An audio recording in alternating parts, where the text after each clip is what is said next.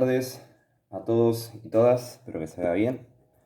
Bueno, la idea de este video es orientarnos un poquito en lo que estamos trabajando en la materia y en lo que vamos a seguir trabajando.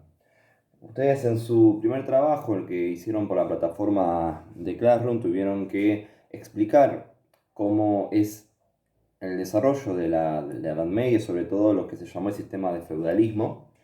Y en el segundo trabajo, más que nada, se dedicó a la vinculación de la iglesia con el feudalismo y la aparición del pueblo musulmán, ¿sí? La idea de este video es que podamos explicar un poquito ese proceso, sacar algunas dudas que puedan surgir y más que nada ver cómo lo vamos orientando a lo que es la modernidad, ¿sí? La Edad Media, como ustedes vieron, tiene casi 1000 años de historia. En esos 1000 años de historia ocurren un montón de cosas, pero ¿de dónde comienza, dónde surge la Edad Media?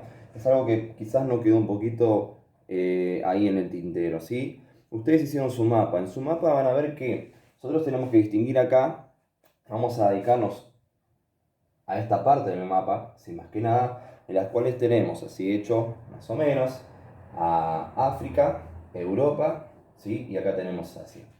Acá tenemos un puntito que es Constantinopla, ¿sí? Que nos va a dar a nosotros la referencia entre lo que era el Imperio Romano de Oriente, ¿sí? Para acá, y el Imperio Romano de Occidente para acá, ¿sí?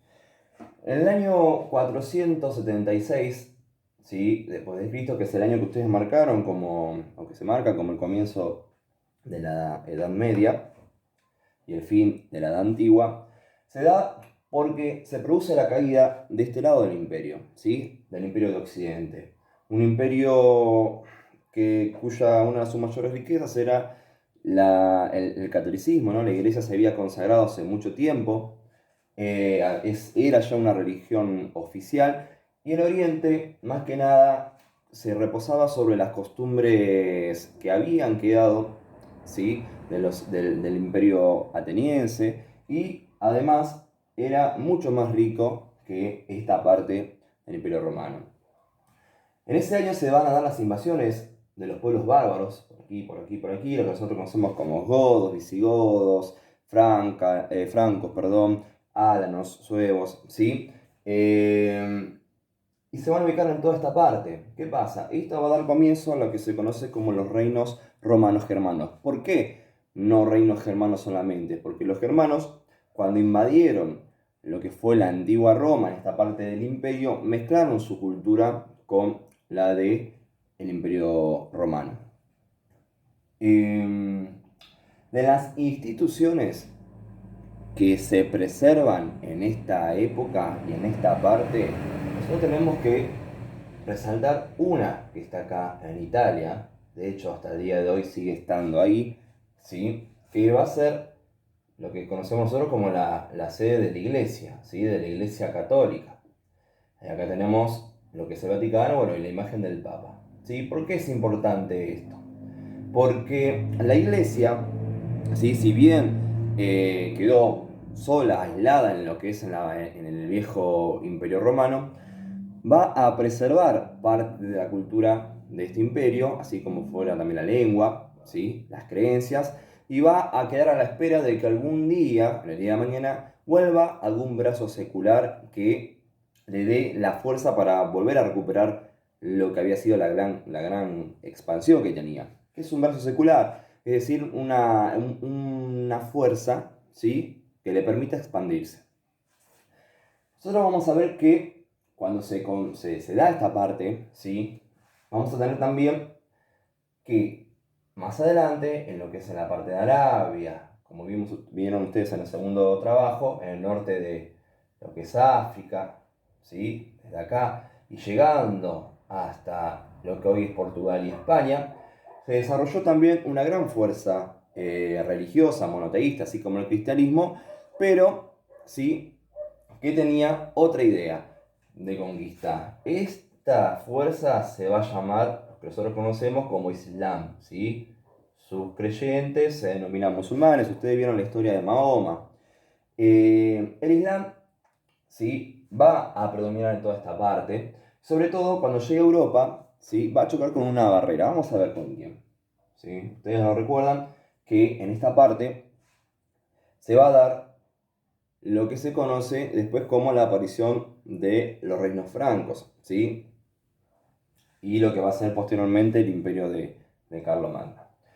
Pero volvamos un poquito acá, ¿sí? ¿Qué tiene que ver esto? La expansión de los musulmanes, después lo que es la aparición de Carlomagno, y eso con lo que va a ser la Edad Media y lo que es, digamos, el sistema feudal.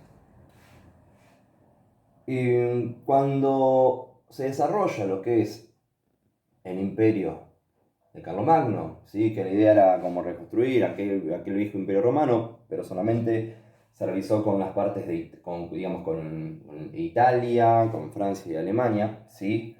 A su muerte, a la muerte de Carlomagno, este imperio se divide en tres partes, en sus tres hijos, como ustedes lo pudieron ver.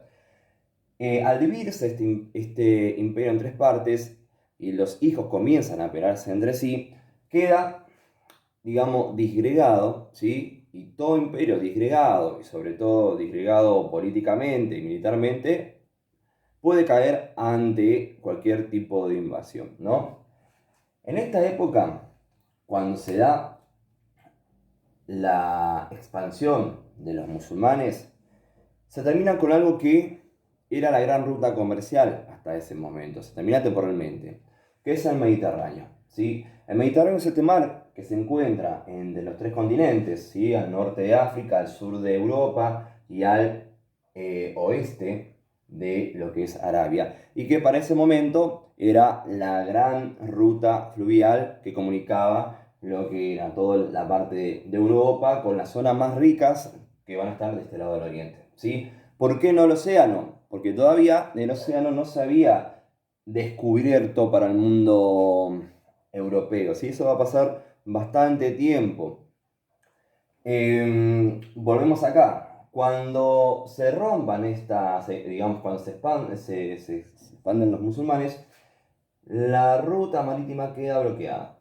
Y al quedar bloqueada, aquellos comerciantes que vivían de ello pierden también su rol importante en cuanto a la mercancía, ¿sí? Y obviamente no pueden seguirlo comerciando. Entonces, ¿qué pasa? La riqueza que se encontraba en el mar ya no está y ahora la riqueza va a pasar a la tierra. Es decir, aquellas personas o aquellos que vamos a conocer nosotros como señores, ¿sí? Que ustedes de hecho ya lo vieron, que tienen las tierras, ¿sí?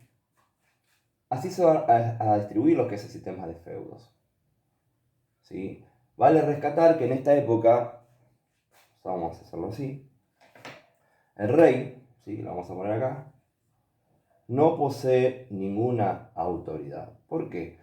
Porque no posee ni riquezas, no posee un ejército que pueda dominar y que pueda lograr expandir y batallar contra otros señores, y tampoco posee territorios, ¿sí? Entonces, el rey va a ser un vasallo más, es decir, un vasallo que tiene a su vez otros vasallos, otros siervos y señores, etc. ¿No? Ustedes lo vieron en la parte del trabajo. ¿Cómo se va a distribuir esto y cómo va a dar paso? ¿Qué va a ocurrir para que este sistema feudal que ustedes vieron se vaya desaliando, se vaya desarmando? ¿Sí? Bueno, van a tener que ocurrir un montón de cosas. Primero, que este rey va a tener que recuperar algún día su poder militar, ¿sí? Pero también se va a dar en el surgimiento de una nueva clase social que va a tener el nombre de burguesía. ¿Por qué burguesía?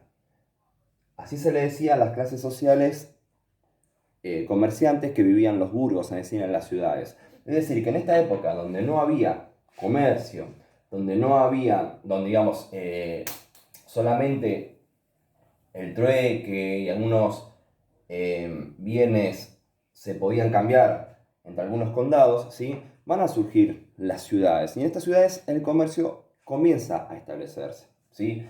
Y la burguesía va a tener alguna facultad, que es la de poseer dinero.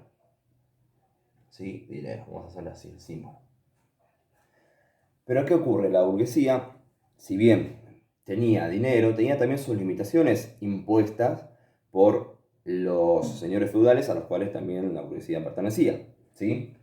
Entonces la burguesía va a tener que encontrar en el rey, ¿sí?, la posibilidad de liberarse de esa cadena de opresión que le permitiera poder expandir su comercio, y el rey va a la larga a encontrar a la burguesía también ese beneficio económico que le permita, por un lado, digamos, volver a recuperar sus riquezas y por otro lado también poder, digamos, abastecerse de un ejército para poder volver a recuperar sus tierras. ¿Sí? Bueno.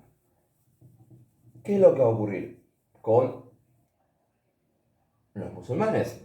¿Y qué va a ocurrir con el Mediterráneo? ¿Sí? Porque para que esto también se disuelva el sistema,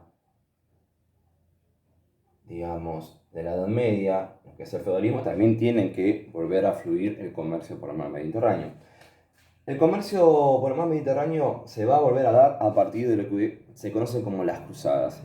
¿Qué eran las cruzadas? Ustedes lo vieron en el videíto. Básicamente eran ejércitos armados por el Papa en conjunto con los reyes de Europa que tenían como destino recuperar Jerusalén, ¿sí? Hasta acá, ¿sí?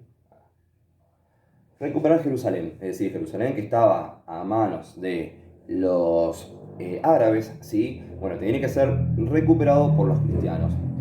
Las primeras sí tuvieron esa idea de, digamos, de ir en nombre de Cristo y recuperarlo, pero después se fue involucrando, como explica el video, los aspectos comerciales y la idea y el beneficio que traería liberar de nuevo el Mediterráneo, ¿sí? Cuando esto se logra, el Mediterráneo vuelve a estar liberado, entonces comienza a tener de nuevo el poder, el comercio por mar, y vuelve a decaer el poder que tenía la tierra. Cuando digo poder, la tierra es el poder de pertenecer a una tierra, ¿no? De cultivar y demás. Era preferible antes poder servirle a un señor que tenía grandes posesiones de tierra a morirse de hambre. Entonces, junto con esto, junto con la aparición de la burguesía, junto con la recuperación que va a tener el rey, ¿sí?, y además con las grandes crisis que se dan en esta época. Ustedes imagínense que en esta época cualquier crisis que se podía dar en cuanto al agrario, la tierra, es decir, una mala cosecha, desencadenaba hambrunas, desencadenaba pestes. De hecho, en esta época se va a dar lo que es la gran peste bubónica, ¿no? La peste negra, que es como lo que ocurre hoy en día con el coronavirus, pero digamos en situaciones mucho más precarias, ¿no? Se daba en esta época.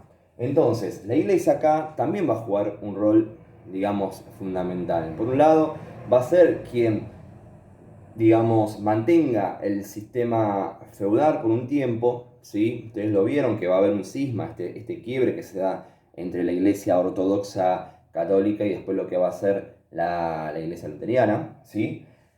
Pero ¿qué ocurre? También empiezan a surgir nuevas ideas que tratan de desacomodar el orden que la iglesia quiere implementar, ¿no? Estas ideas las vamos a ver más adelante con el Renacimiento, por ejemplo, que son aquellas ideas que vuelven a tratar de, digamos, recuperar los conocimientos previos, ¿sí?, de la época de Grecia, por ejemplo, y son los que le van a servir a grandes teóricos, y de hecho le va a servir a una persona que nosotros conocemos como Cristóbal Colón, a tratar de buscar nuevos paisajes, nuevas rutas, y tratar de generar también nuevas ideas, ¿sí? Bueno, la idea es esto, que tengamos este panorama que tenemos acá, un poquito, digamos así, simple, para que podamos trabajar lo que es cómo ingresamos a la modernidad. Así que, bueno, chicos, espero que les haya servido un poquito. Cualquier cosa nos estamos viendo y me preguntan. Hasta luego.